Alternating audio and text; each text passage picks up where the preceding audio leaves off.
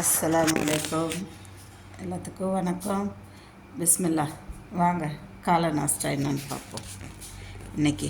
அப்புறம் கெட்டவனும் சாகரப்போ மட்டும்தான் கஷ்டப்படுவான், ஆனால் நல்லவனும் டெய்லி கஷ்டப்படுவான். இதுதான் உலகம்.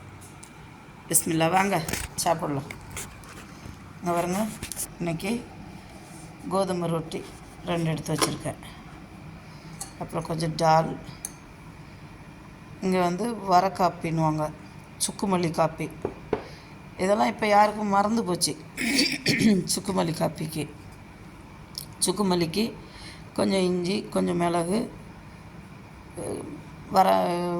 மல்லி என்ன தெரியுங்களா, வரமல்லி, காஞ்சி போன கொத்தமல்லி வித்து அதை எடுத்து நல்லா பொடி பண்ணிவிட்டு தண்ணியில் போட்டு நல்லா கொதிக்க வைக்கணும். கொதிக்க வைக்கிறப்போ கொஞ்சம் பனை வெல்லம் இருந்தால் பனை வெல்லம், இல்லைன்னா அச்சு வெல்லம், ஏதோ ஒரு வெல்லத்தை போட்டு நல்லா கொதிக்க வைங்க.